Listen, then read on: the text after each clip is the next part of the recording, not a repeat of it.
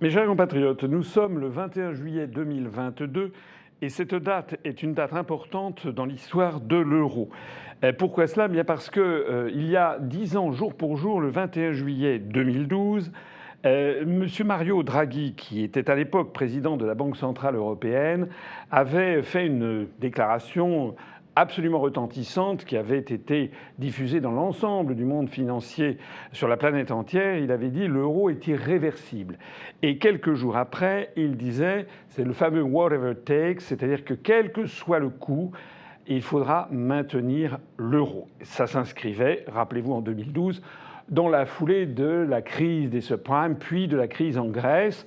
Et donc à l'époque, il y avait une tentation, notamment en Allemagne, de demander à la Grèce de sortir de la zone euro, ce qui, soit dit en passant, était impossible au regard des traités européens, puisque les traités européens n'ont pas prévu de clause de sortie de l'euro, sauf à sortir de l'Union européenne elle-même. Et quelque chose qui était resté implicite jusqu'alors, et qui est le mandat de la Banque centrale européenne. La Banque centrale européenne a un mandat dans le traité de Maastricht et qui est de limiter le taux d'inflation de la zone euro en dessous de 2%. C'est ce que j'appelle le mandat explicite parce qu'il est écrit. Et puis il y a un deuxième mandat que j'appelle le mandat implicite parce qu'il n'est pas écrit et que M. Draghi, le 21 juillet 2012, a rendu explicite.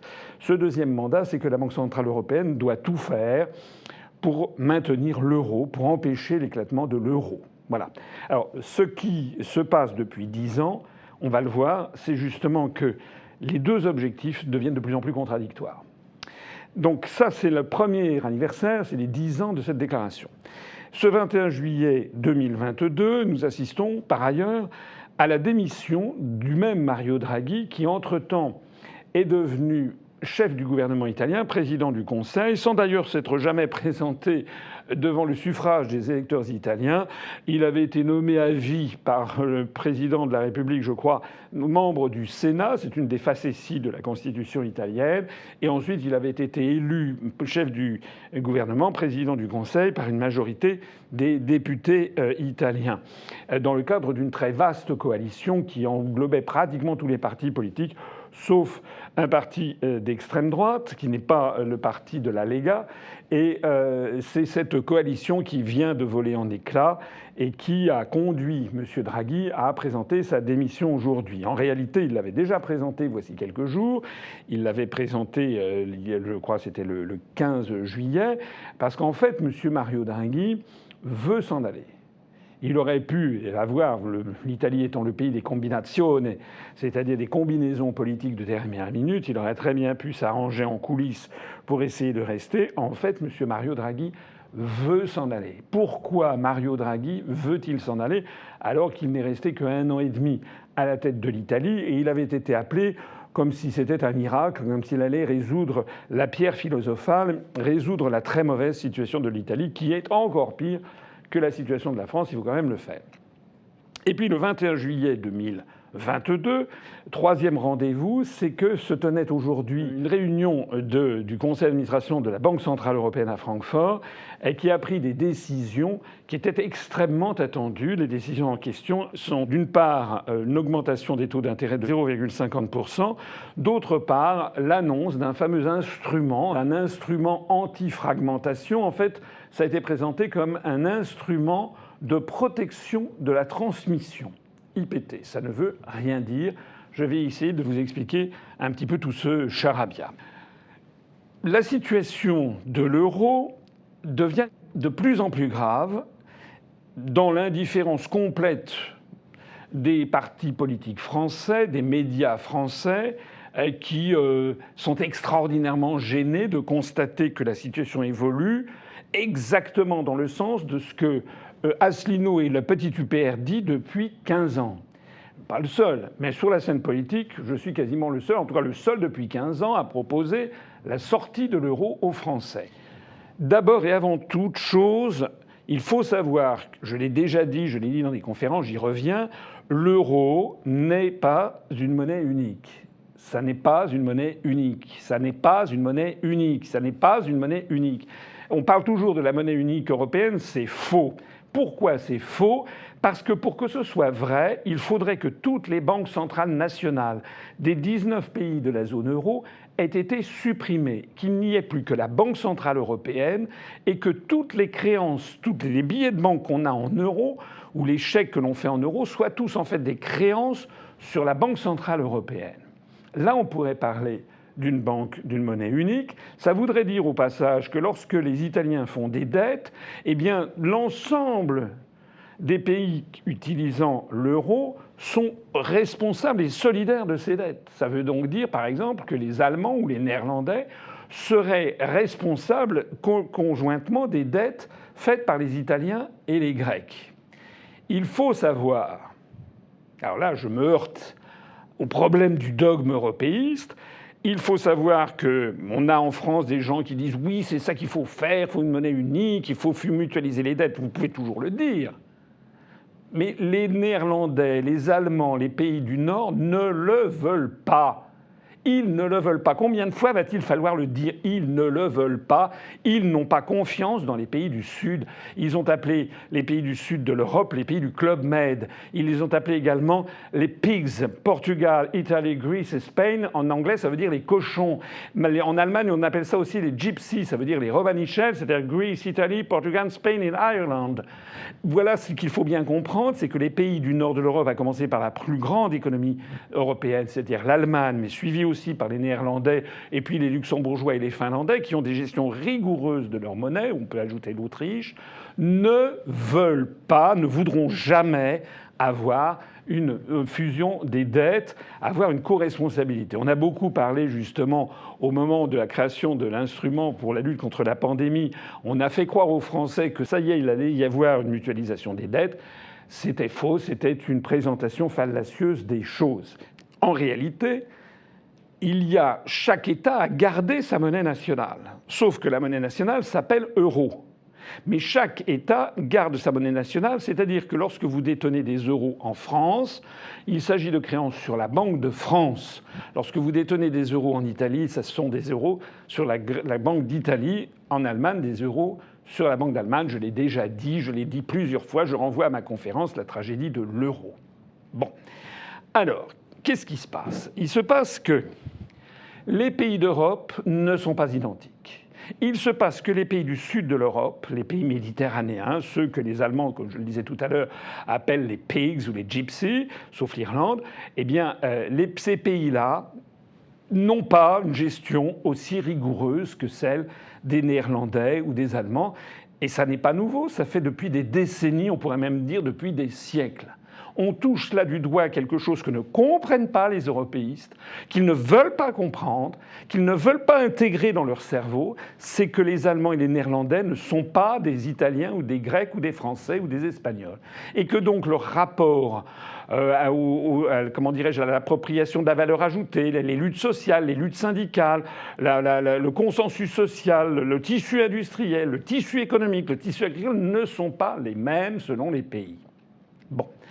Le résultat de course, c'est que, normalement, il devrait avoir, avec une monnaie unique, on devrait avoir un taux d'intérêt unique. Si on s'endette sur 10 ans, on devrait payer la même chose, puisqu'on est remboursé dans la même monnaie qui est échangée au taux de 1 pour 1, on devrait payer le même taux d'intérêt. Ce n'est pas le cas. Et pourquoi cela? Le taux d'intérêt exigé par les marchés financiers lorsqu'un État émet une obligation correspond à 3 risques. Le premier, c'est un risque dit de liquidité. Ça veut dire quoi? Ça veut dire que si vous avez 1 000 €, que vous les prêtez, fût-ce par exemple pour acheter une obligation de l'État français, par exemple dans les SICAV ou dans des OPCVM, comme on dit maintenant, eh bien ces 1 000 €, quand vous les avez prêtés, vous ne les avez plus pour vous. Donc c'est une privation qui peut vous poser des difficultés si 6 mois après, vous avez besoin de ces 1 000 €. A fortiori si c'est 10 000 ou 100 000 €. Donc ça se rémunère parce que vous vous privez de la jouissance d'une somme d'argent dont vous ne disposez plus puisque vous l'avez prêté à quelqu'un d'autre. Ça s'appelle le risque de liquidité. Le deuxième risque, c'est ce que l'on appelle le risque de solvabilité. C'est-à-dire que lorsque vous prêtez à une entité, à une société, à un État, eh bien vous ne prêtez pas vous devez tenir compte de la capacité de la société ou de l'État à vous rembourser. Et a priori donc, si vous avez plus de craintes sur tel ou tel organisme, vous allez facturer plus cher. Et le troisième risque, c'est ce que l'on appelle le risque de convertibilité. C'est là que Draghi avait fait scandale, c'est qu'il avait évoqué ce qui est absolument... on n'a pas le droit de parler, c'est l'hypothèse que vous prêtez de l'argent aujourd'hui, mais que dans 10 ans, on vous rembourse dans une autre monnaie. C'est-à-dire que l'euro n'existe plus. Alors ce qu'il faut savoir, c'est que si nous avions une monnaie unique, en tout cas telle que c'est perçu par les personnalités extérieures, si vous y réfléchissez bien, le risque de liquidité est le même que vous prêtiez à l'Allemagne ou à l'Italie ou à la France, puisque c'est de l'argent que vous prêtez à quelqu'un, c'est pour rémunérer le fait que vous êtes privé de cette somme. Le risque de solvabilité ne devrait pas être très différent parce que on n'imagine pas vraiment, pour l'instant du moins, que l'Italie, par exemple, fasse défaut, alors que l'Allemagne ne ferait pas défaut. Fasse défaut, c'est-à-dire ne paye pas ses dettes. Donc, a priori, le risque de solvabilité quand on prête à un grand État, comme par exemple à la France ou par rapport à l'Allemagne, il n'y a pas grand risque. Donc, normalement, il ne devrait pas être différent. Et enfin, le risque de convertibilité. Si les gens croient dans la zone euro, s'ils pensent, comme l'avait dit M. Draghi il y a 10 ans jour pour jour, que l'euro est irréversible, à partir du moment où vous avez cette monnaie qui est la même en Allemagne, en Italie, etc., qui en fait n'est pas la même, je l'ai dit, ce sont qui rentrent sur des banques centrales différentes, mais qui sont liées par ce que l'on appelle un PEG, c'est-à-dire un lien de convertibilité automatique de 1 pour 1, a priori, donc, vous devriez accepter à peu près les mêmes taux d'intérêt.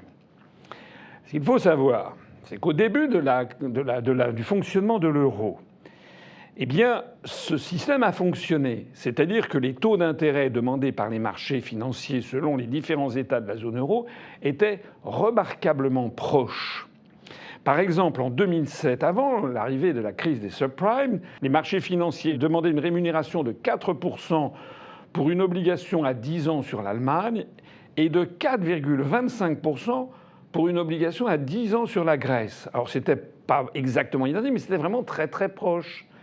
Puisqu'à l'époque, depuis 1999, l'arrivée de l'euro sur le marché interbancaire, et depuis 2002, l'arrivée de l'euro sous forme fiduciaire de pièces et de monnaie, eh bien, les marchés financiers, si l'on peut dire, ils achetaient le narratif.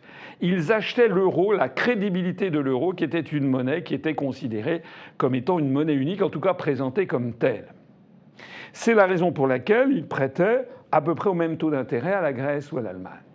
Et puis est intervenue la crise des subprimes, suivie ensuite par la crise de la dette en Grèce. Et les marchés financiers se sont rendus compte que ce qu'on leur avait raconté, c'était des salades. C'est-à-dire qu'ils se sont renseignés, ils ont découvert ce que je viens de vous dire préalablement, c'est qu'il n'y a pas de monnaie unique européenne, il n'y a pas de monnaie unique européenne, il y a des monnaies nationales qui sont des créances sur des banques centrales différentes. Et donc à partir de ce moment-là, les marchés financiers ont commencé à se dire « mais si tout cet édifice s'écroule, si je prête à la Grèce à 10 ans, dans 10 ans on va me donner non plus de l'euro, mais si l'euro a explosé entre-temps, on me donnera de la drachme grecque qui ne vaudra plus grand-chose. Donc je vais demander des taux d'intérêt nettement plus importants. » Alors ça, c'est absolument fondamental à comprendre. C'est que les spécialistes suivent à la loupe l'évolution des taux d'intérêt qui sont demandés par les marchés financiers sur les obligations à 10 ans des différents États. Et ce qui est contre-intuitif, c'est que les marchés financiers demandent des taux d'intérêt aux États qui ne correspondent pas nécessairement au taux d'inflation. Dans l'esprit public, on imagine par exemple que si un pays a plus d'inflation dans un pays, il est normal de demander un taux d'intérêt supérieur. Or, on constate que ça n'est pas le cas. Je prends par exemple l'exemple tout à fait contemporain. En mai 2022, le taux d'inflation en France était de 5,2%. En Allemagne, il était de 7,9%. En glissement, comme on dit, sur 12 mois. Ça veut dire que le taux d'inflation en Allemagne était de 2,7 points supérieur au taux d'inflation en France. D'ailleurs, le gouvernement français s'en félicite. Monsieur le maire claironne que le taux d'inflation en France est le plus bas de la zone euro. Mais comment se fait-il à ce moment-là, et c'est une question qu'il faudrait poser à monsieur le maire, que les marchés financiers demandent comme rémunération à l'État français une rémunération 1,7%, 1,7 points supérieure à ce que les marchés financiers demandent à l'Allemagne? Normalement, la logique voudrait que les taux d'intérêt demandés par les marchés financiers à la France fussent inférieurs à ceux demandés à l'Allemagne. C'est le contraire qui est vrai. Pareil d'ailleurs avec l'Italie, où le cas est encore plus spectaculaire, puisque l'inflation en Italie était inférieure de 1 ou 2 points en mai 2022 à ce qu'il était en Allemagne, et pourtant on est allé jusqu'à un différentiel, un spread, disaient les spécialistes, de 4 points supérieurs demandés à l'Italie. Eh bien la raison, vous l'avez saisi, c'est justement ce troisième argument, c'est l'argument du risque de convertibilité. C'est-à-dire que les investisseurs craignent de voir leurs créances rendues dans une autre monnaie qui se serait beaucoup dépréciée. Alors ça veut dire quoi? Ça veut dire que les spécialistes de l'euro examinent à la loupe ce que l'on appelle les spreads, c'est-à-dire les écarts de taux d'intérêt exigés par les marchés financiers entre la France, l'Allemagne, l'Italie, l'Espagne, la Grèce.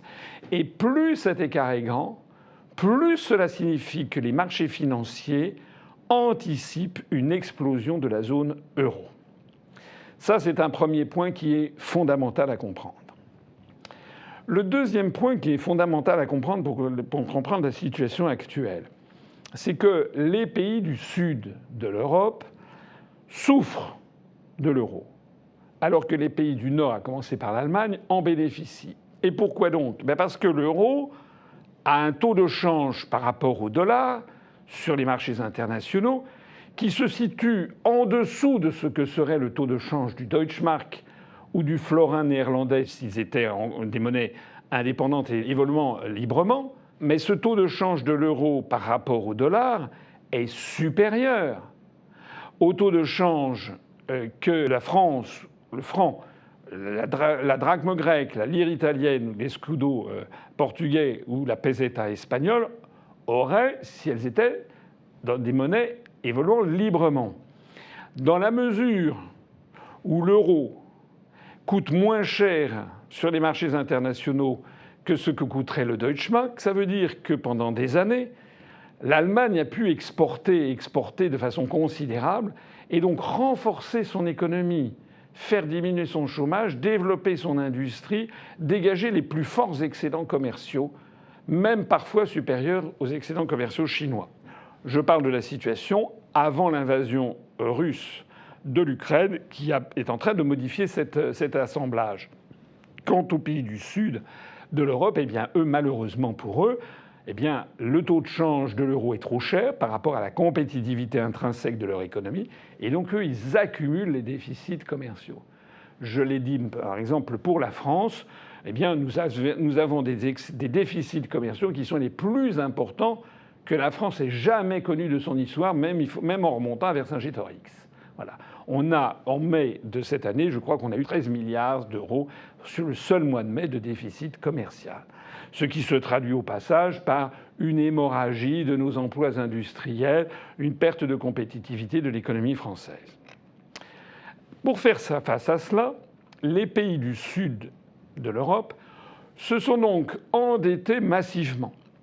Ils se sont d'autant plus endettés massivement qu'est intervenue la pandémie de Covid-19 et qui a fait que, par exemple en France ou en Italie, il y a eu une gestion complètement délirante des finances publiques. Vous vous rappelez que Macron a dit que, quoi qu'il en coûte, on allait raser gratis. Macron, d'une façon écervelée en fait, a décidé qu'on allait mettre en confinement toute la population française pendant des semaines et des semaines et que c'est la princesse qui réglerait les... Et donc on a dépensé, Macron a fait augmenter la dette publique française de l'ordre de 400 milliards d'euros. L'Italie, c'est à peu près pareil.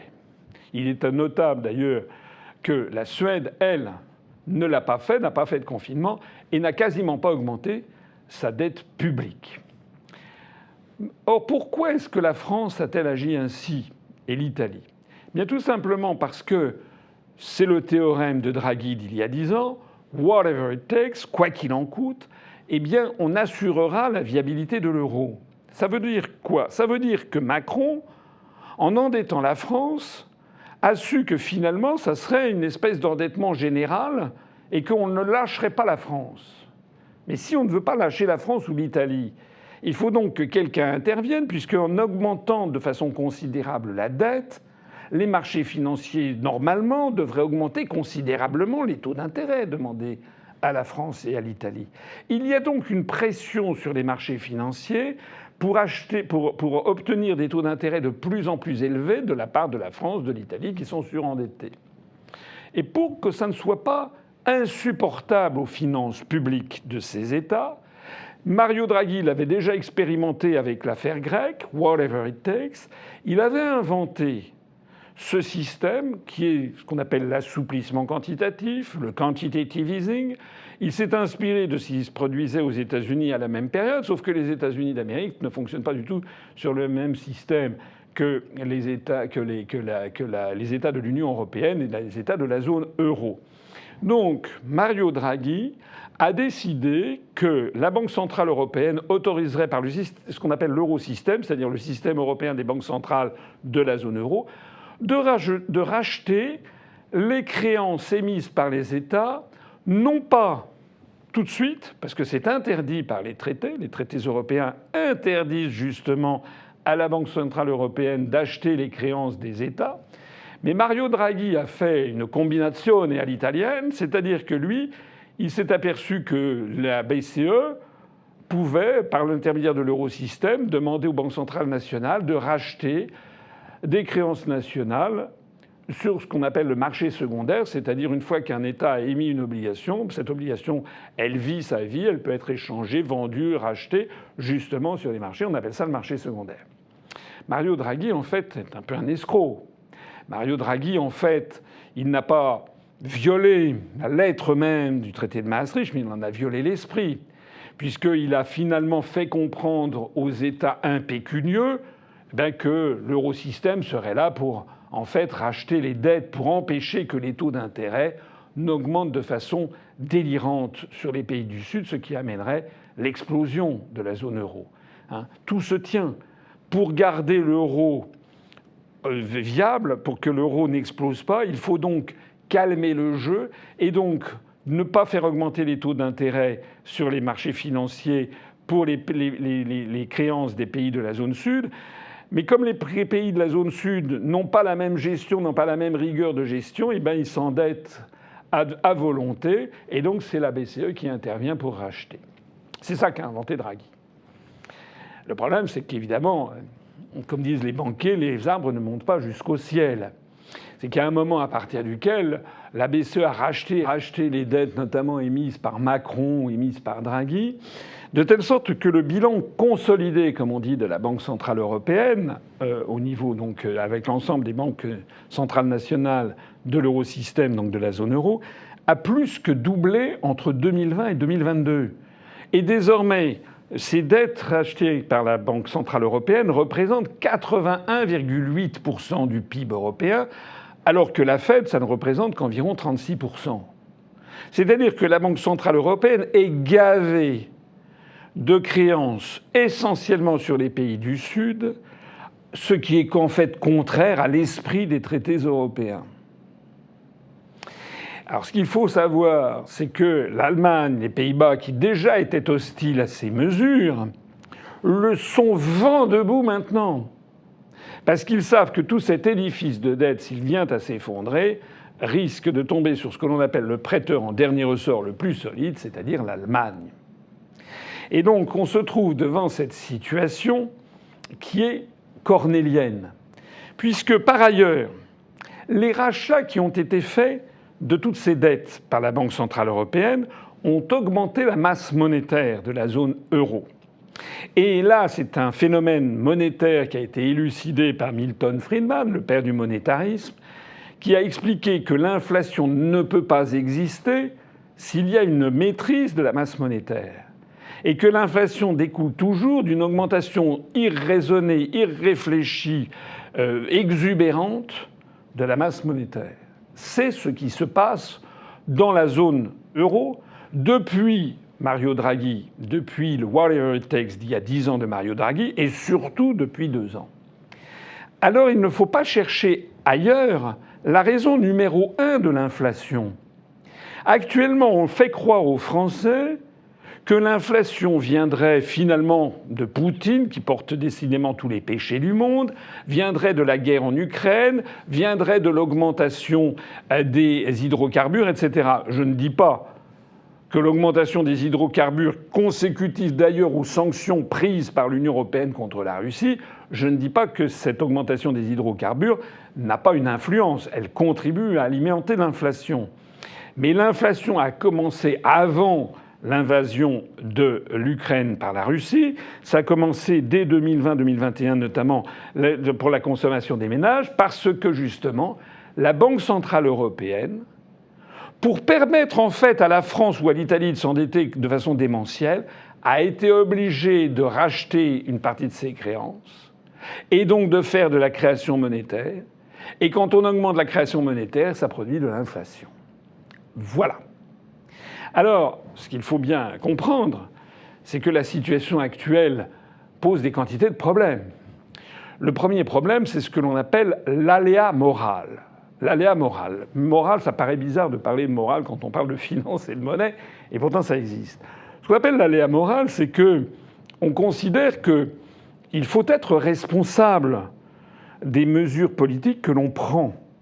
C'est-à-dire que si on prend des mesures qui sont d'endettement général, il est normal de payer des taux d'intérêt de plus en plus chers. C'est comme si vous voulez emprunter pour acheter une voiture. Bon, votre banquier va vous prêter de l'argent. Si c'est après pour acheter une deuxième voiture, il va déjà un peu regarder, va tordre un peu le nez, va regarder quels sont vos revenus. Si après ça, vous voulez acheter un appartement, il va tordre encore plus le nez, etc. Et vous risquez petit à petit de voir augmenter les taux d'intérêt qui vous sont demandés. Bon, même si là je confonds crédit immobilier, crédit à la consommation, mon exemple n'est pas forcément le meilleur, mais ils vont quand même augmenter les exigences à votre égard. Parce que petit à petit, on va considérer que vous êtes insolvable. C'est ça qui normalement devrait se produire. Or, si Macron a pu se permettre d'endetter la France de 400 milliards d'euros, c'est parce qu'il s'est dit de toute façon, c'est la BCE qui va raquer. Ça veut dire qu'il n'y a plus cet aléa moral. Et en fait, ça veut dire en fait que Macron n'a aucune morale. Ça veut dire qu'en fait, il s'est permis d'endetter la France en pensant que c'est l'ensemble de la collectivité de la zone euro qui allait être responsable de cette affaire, ce que justement les Allemands ne veulent pas. Pareil pour l'Italie.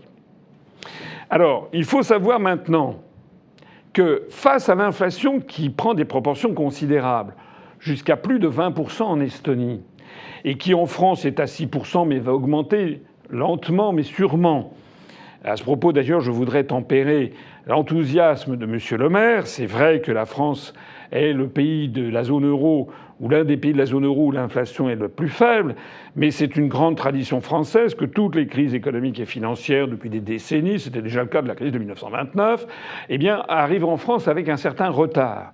En règle générale, en France, les crises économiques et financières mondiales ou régionales arrivent toujours avec un certain retard. Il y a une difficulté, il y a une lenteur à son imprégnation de la société française, mais dure plus longtemps. Par exemple, la crise de 29 survenue aux États-Unis a commencé à produire ses effets en France vers 1931. Bon.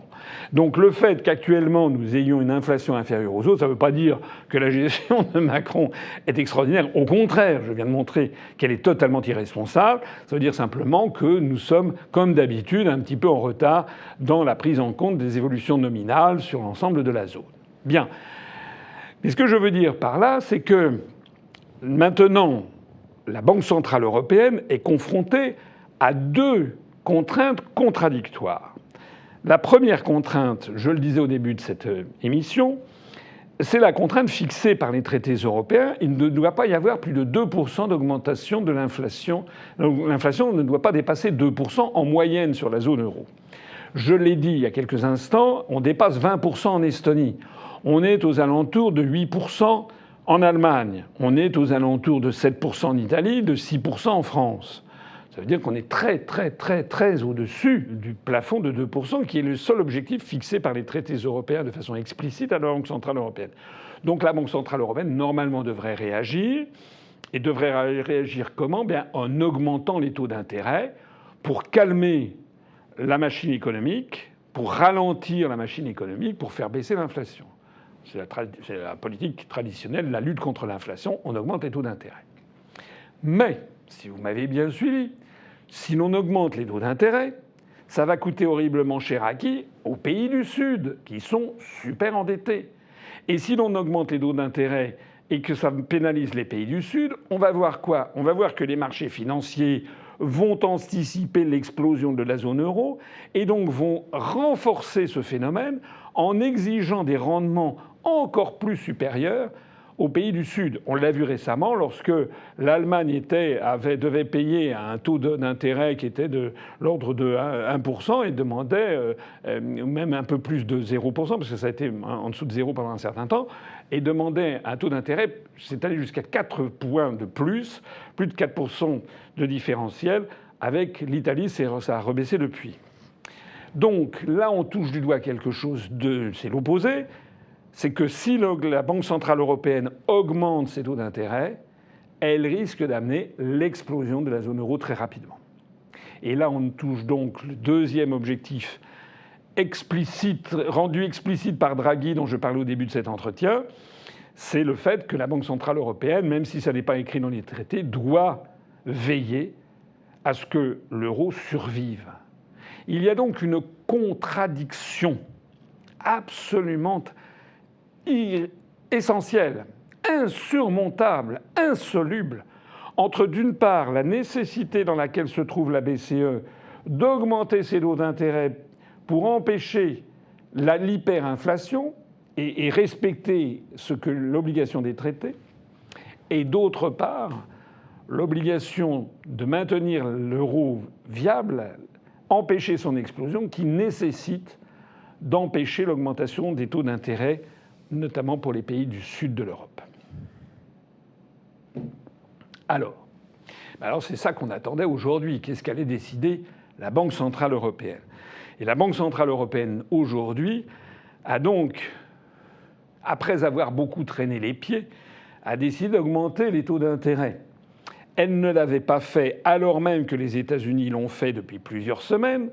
Et c'est justement parce que les États-Unis l'ont fait depuis plusieurs semaines et que la Federal Reserve Board l'a fait depuis plusieurs semaines et que la Banque centrale européenne ne l'avait pas fait, qu'il était plus intéressant pour les investisseurs internationaux d'acheter du dollar. C'est ce qui explique la baisse de l'euro par rapport au dollar que l'on a constatée depuis plusieurs mois. Et l'euro est tombé en dessous de la parité face au dollar. Et actuellement, il est aux alentours de 1,02, 1,04 $. On est presque revenu à la parité.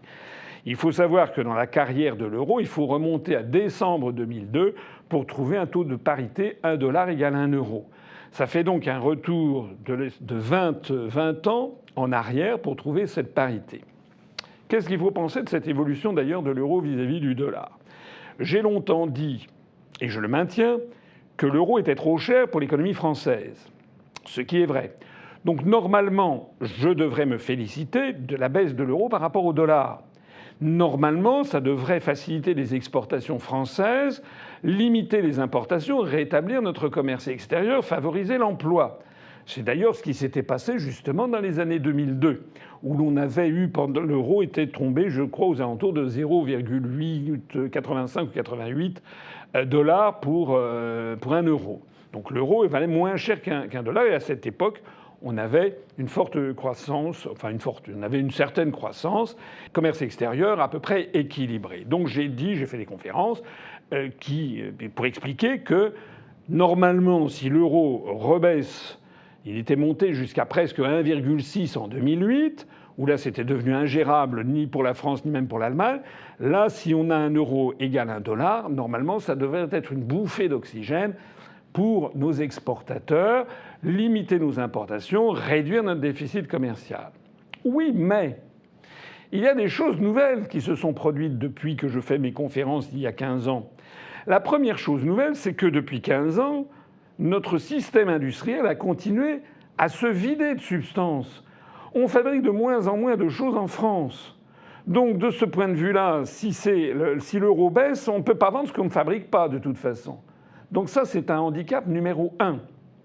Deuxième handicap, c'est que ce qu'il faut savoir, tout le monde le sait, c'est que nous avons pris des mesures de sanctions à l'égard d'un nombre de pays. Ça, c'est merci l'Union européenne.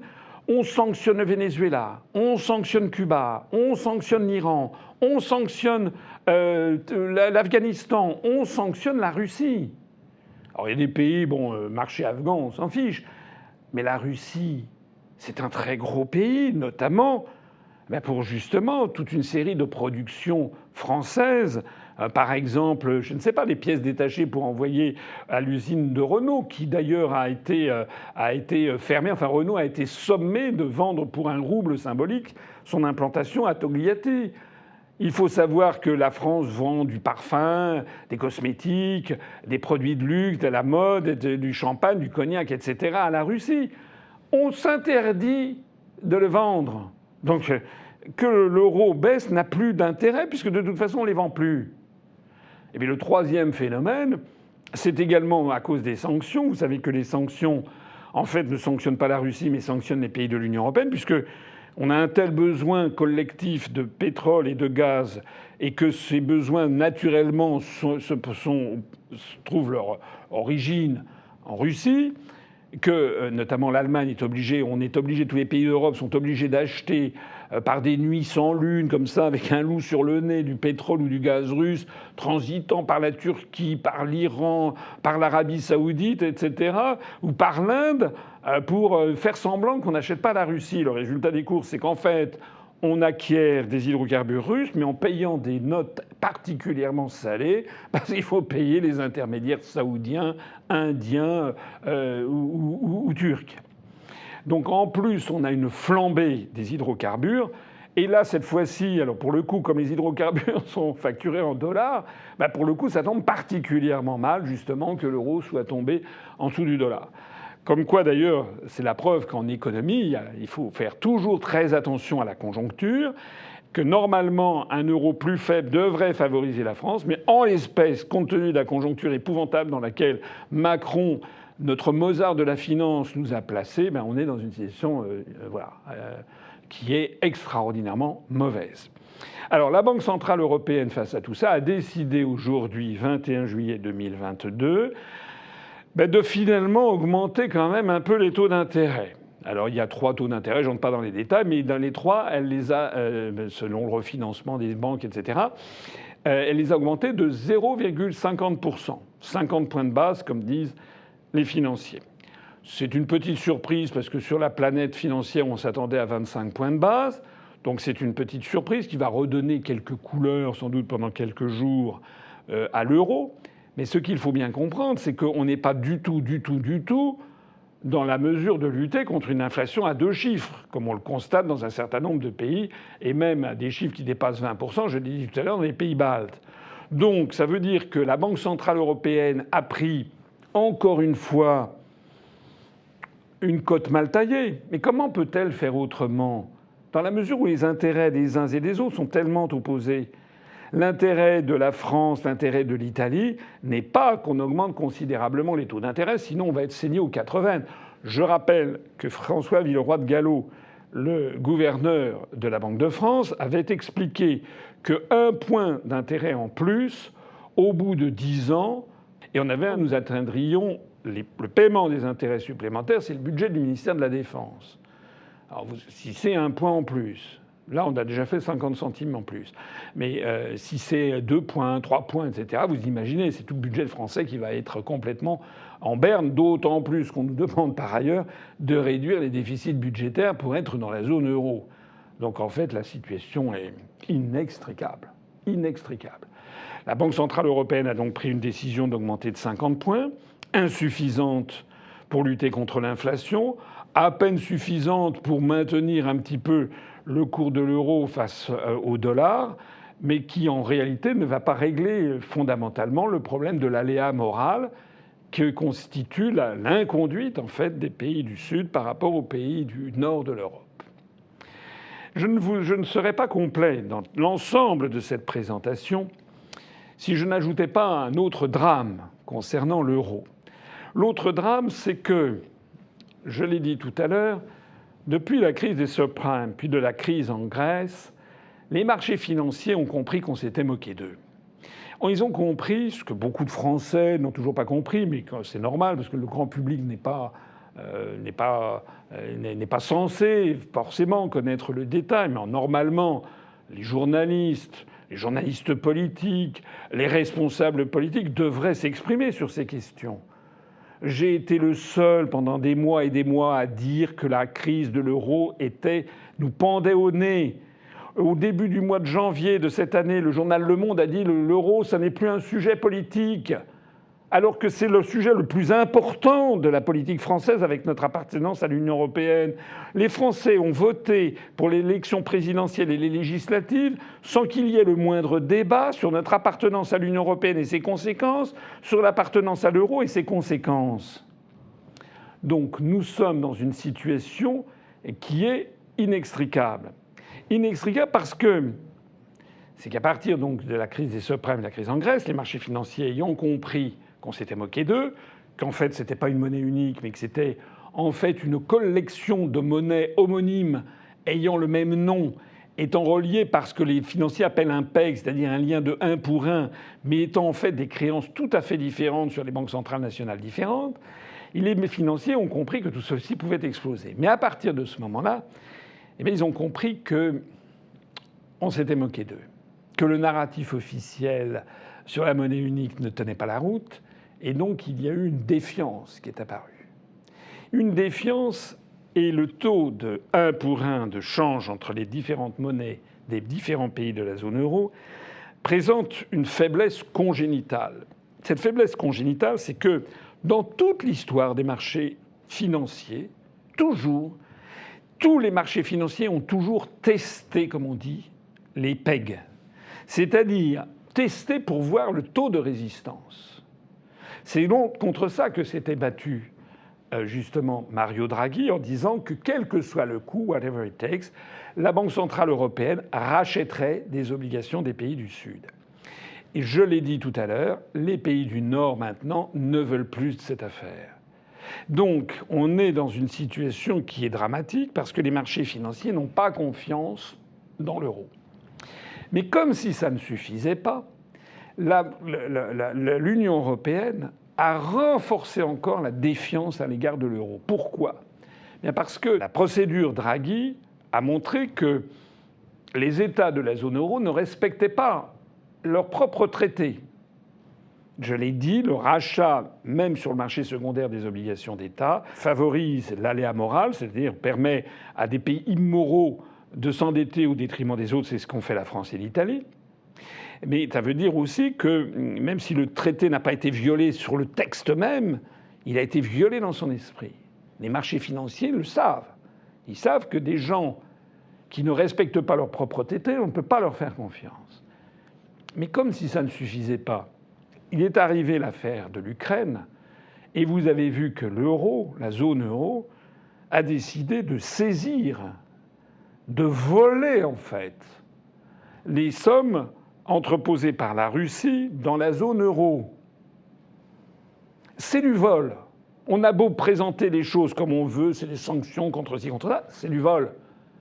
Quand une entité, la Russie, dépose des dizaines, des centaines de milliards aux États-Unis et en Union européenne, mais surtout dans la zone euro, et qu'on lui dit d'un seul coup « vous n'aurez pas, on ne va pas vous le rendre », c'est exactement en sens inverse de ce que nos grands-parents, nos arrière-grands-parents, nos arrière-arrière-grands-parents, ça dépend de l'âge que vous avez, ont vécu alors avec la révolution de 1917, lorsque les fameux emprunts russes que les Français avaient souscrits dans la foulée de l'entente franco-russe de 1894, lorsque Nicolas II et la tsarine Alexandra Feodorovna étaient venus en France accueillis par Félix Faure à Cherbourg, Paris et Chalon-sur-Marne, eh bien, lorsque la Russie soviétique a décidé de ne pas rembourser les emprunts russes, ça a duré tout le siècle.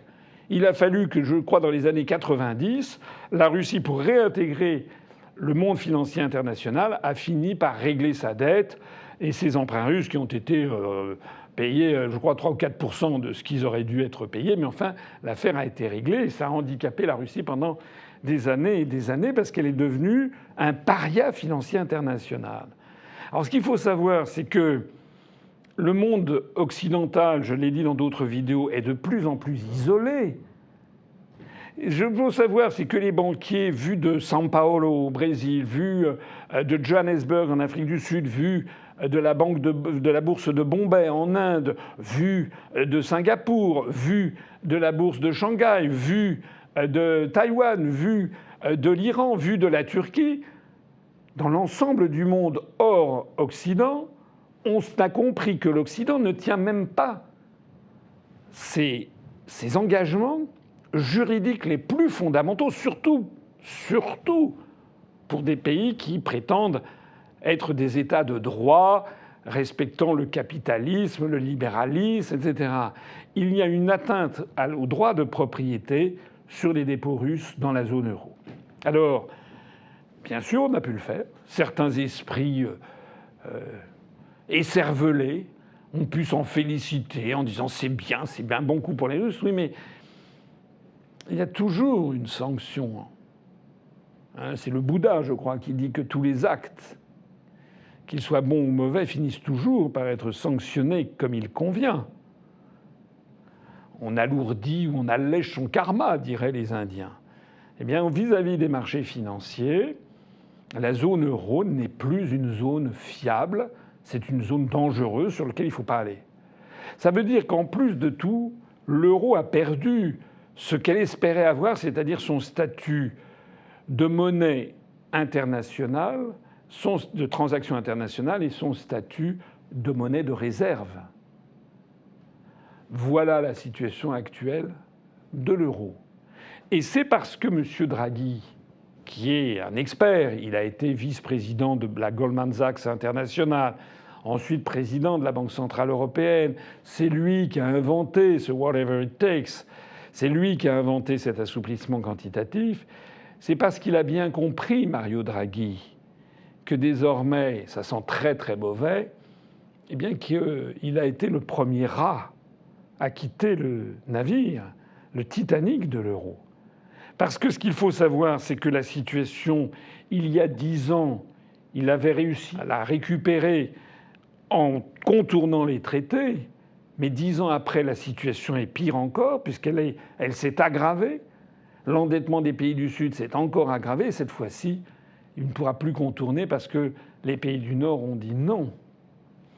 Je terminerai cette vidéo par une petite citation, ce qui n'est pas mon habitude, de Madame Christine Lagarde, qui avait dit il y a quelque temps que lorsque on nommait des femmes à des postes de responsabilité, c'est que les choses tournaient vraiment mal. Alors méditez-le, Madame Lagarde a été nommée à la tête de la Banque Centrale Européenne, où d'ailleurs elle ne connaissait pas grand-chose. Elle a fait des déclarations sur les spreads qui ont été particulièrement critiquées par les marchés financiers. Et puis maintenant, à Matignon, on a Madame Borne. On a l'impression un peu que la France est une espèce de bouchon de liège sur l'océan, dirigé par une équipe gouvernementale et présidée par Macron, où l'incompétence le dispute au mensonge. On a l'impression qu'en fait, plus personne ne sait où va le navire, et donc on se raccroche comme ça à telle ou telle personnalité en espérant qu'ils vont faire des miracles. Mais il n'y a plus de miracle à faire. Il n'y a plus de miracle à faire. Je renvoie toutes les personnes qui sont intéressées par les propos que je viens de tenir, qui sont un petit peu techniques, mais que j'essaye de présenter de la façon la plus grand public possible. S'ils veulent approfondir ça, je les renvoie sur pas mal d'articles qu'il y a sur notre site upr.fr. Et plus encore, je les renvoie sur ma conférence qui est en ligne, qui s'appelle « La tragédie de l'euro ». Parce que, au fond, ce que n'ont toujours pas compris les européistes, c'est pourtant un enseignement, vous verrez dans cette conférence, un enseignement qui figure dans la Bible, dans le premier livre des Maccabées. Vous irez voir ce que j'en dis. Au fond, ce que les européistes n'ont pas compris, c'est qu'une monnaie viable, c'est un peuple et une nation. que pour utiliser une monnaie, que cette monnaie soit viable, il faut que ceux qui l'utilisent éprouvent un sentiment naturel de solidarité, d'appartenance à une même collectivité. Allez voir ma conférence sur Internet. Eh bien, les européistes, perdus dans leur chimère, ont voulu faire ce qu'ont fait toutes les puissances coloniales, faire apparaître un sentiment de solidarité entre des peuples tout à fait opposés en leur imposant une monnaie. L'euro, en fait, n'est qu'une monnaie coloniale, de la même façon que, par exemple, le réal espagnol avait été imposé à toutes les colonies d'Amérique du Sud. En fait, cet euro a été imposé à des peuples qui n'ont pas les mêmes visions, ni de l'économie, ni de l'industrie, ni de l'agriculture. Ils n'ont pas les mêmes tissus, ils n'ont pas les mêmes traditions, j'en parlais tout à l'heure. Ils n'ont pas le même rapport à l'engagement, à la promesse donnée. Ils n'ont pas le même rapport à la fiabilité de la parole donnée. Ils n'ont pas la même rigueur financière. C'est quand même pas nouveau, ce n'est pas donné dans le cliché que de dire que, en règle générale, on considère que les pays du Nord, et notamment les Allemands et les Néerlandais, ont une plus grande rigueur dans la gestion des finances publiques que les pays du Sud. C'est d'ailleurs ce que pensent les Allemands et malheureusement, ils ont raison. Et donc, avoir voulu imposer de force une monnaie européenne qui serait identique à tous ces pays pour faire émerger un sentiment de solidarité nationale, c'était quand même l'un des objectifs poursuivis. Le deuxième objectif était d'essayer de ligoter l'Allemagne. Ça, c'était un objectif que s'était mis dans la tête, paraît-il, Mitterrand. Mais en fait, ces objectifs ne sont pas accessibles. En réalité, je l'expliquais dans cette conférence qui a maintenant plusieurs années, et je l'explique depuis 15 ans. Et depuis 15 ans, tous les événements me donnent raison. En réalité, la zone euro n'est pas viable. On utilise des expédients, on utilise des centaines de milliards d'euros pour essayer de faire tenir un assemblage qui ne tient pas. Eh bien, malheureusement, cet assemblage, comme nous l'enseigne toute l'histoire des monnaies plurinationales, comme j'en parle dans cette conférence, la tragédie de l'euro que vous trouverez sur YouTube, eh bien, l'expérience bimillénaire montre que cet assemblage finira par exploser. Et le problème, c'est que plus nous resterons coincés là-dedans, et plus le naufrage risque d'être terrible. Ce n'est pas moi qui l'ai dit d'ailleurs, c'est Joseph Stiglitz, prix Nobel d'économie américain, qui avait dit, il y a quelques années, il y a même une bonne dizaine d'années, sinon une quinzaine d'années, qui avait dit « ce sont les pays qui sortiront les premiers de la zone euro qui s'en sortiront le mieux ». Je voudrais conclure là-dessus. Conclure sur ce que je considère à titre personnel, parce que j'aime mon pays, parce que je veux toute mon action politique, au détriment de ma carrière personnelle, de mon intérêt personnel, toute ma carrière politique, et d'essayer d'expliquer aux Français la tragédie dans laquelle nous nous enfonçons, et d'essayer de les convaincre que la folie, ça n'est pas de sortir de l'euro, c'est d'y rester. Malheureusement, tout a été fait pour me traiter de complotiste, conspirationniste, etc., me dénigrer, me calomnier, empêcher ma parole. J'ai été bloqué de participer à l'élection présidentielle. Eh bien donc oui, bravo, bravo les européistes. Vous avez réussi à interdire en France le débat de fond sur notre appartenance à l'euro. Vous avez réussi à faire de la France une fausse démocratie où tous les principaux débats ne sont pas autorisés. Mais, comme on dit, c'est une victoire à la Pyrrhus. Un jour va venir, peut-être plus rapidement que prévu, où l'euro risque d'exploser et la France risque d'être ensevelie sous ses décombres.